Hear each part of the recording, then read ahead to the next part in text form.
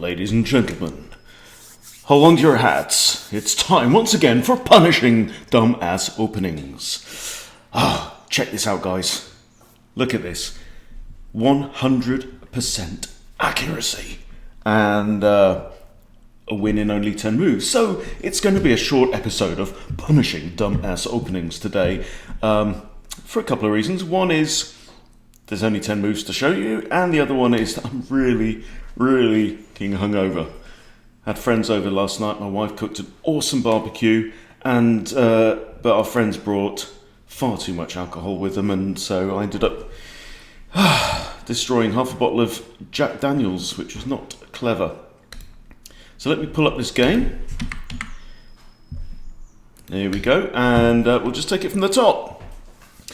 I mean, weirdly, it's not the worst opening in the world, but you've got to know what you're doing if you're going to throw your queen out into the board. So, I've got the black pieces, we have king's pawn opening, and now the centre game. So, I'm expecting a Danish, right? And in my repertoire, I know what to do against the Danish. You take the first pawn, and then you're going to push d5.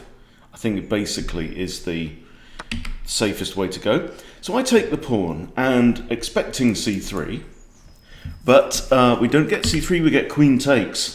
All right, game on, let's go.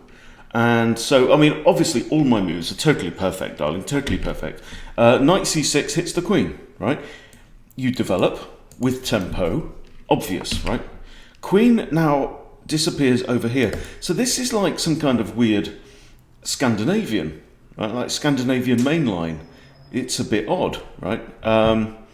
As though, hang on, so the Scandinavian is e4 there, takes, and then black takes with the queen, and then knight comes out, and then black plays queen to a5. So this is like a mirror image of the Scandi. So, what do you do from here?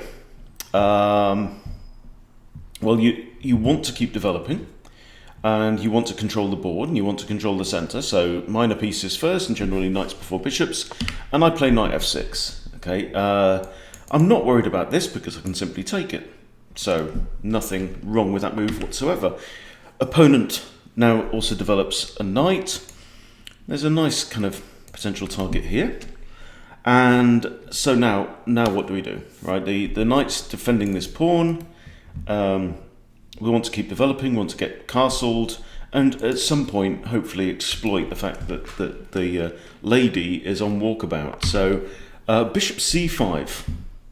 So I had a think about bishop to b4 with a pin on the knight, but then that's just going to prompt my opponent to develop his bishop for free, and then he can castle long, which we don't, why give him an excuse to carry on developing? So, much better to apply pressure. So just starting to look now at f2, and now opponent makes a slight error.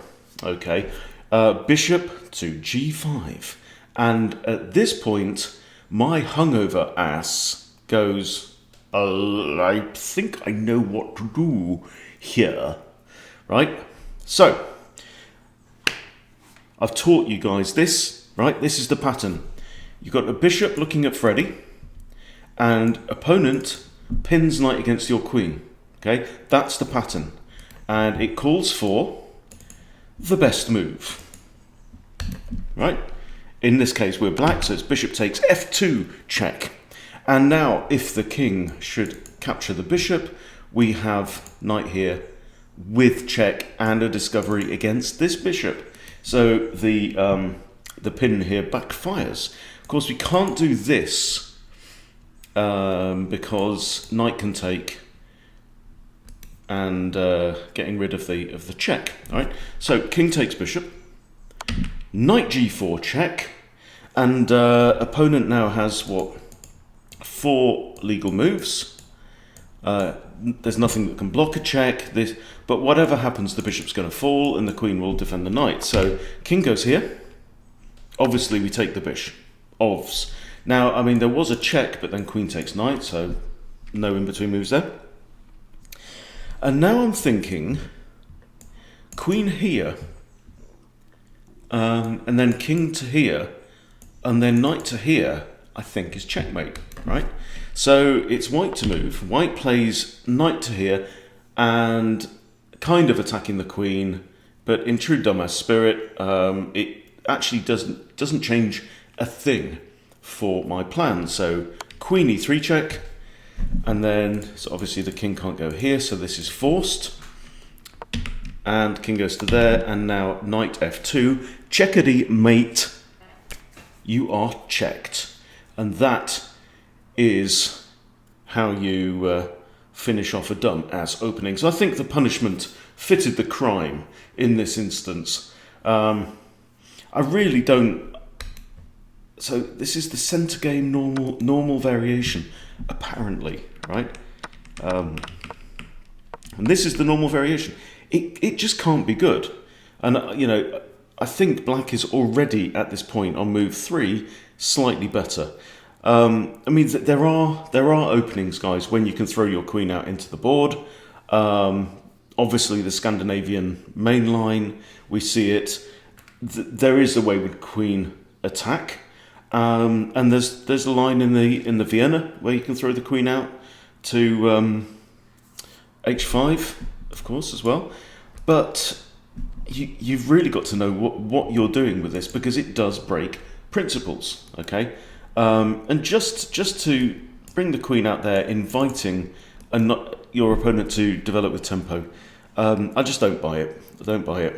But anyway, so my opponent's 1200 rated, so hopefully he'll live and learn. So we can look at his profile and see. So day it. So what I'm going to do is I'm just going to pull up the Explorer, and I'm going to see how well he does at that. So I'm going to go other players, right? All games, username, Dayit, with the white pieces. And obviously he's an e4 player, and he's played e4 220. So when he does this, does he play this all the time? No, he's played a lot more knight to f3. And he's played d4 4 times, and he's lost 3 of those. Okay, so he is by no means an expert in this particular line. And then when queen takes, he's lost 2 out of 3 games in that. There you go. That's today's dose of punishing dumbass openings. Thank you all for watching. Please subscribe to Chess Bootcamp if you haven't subscribed, and I will see you soon.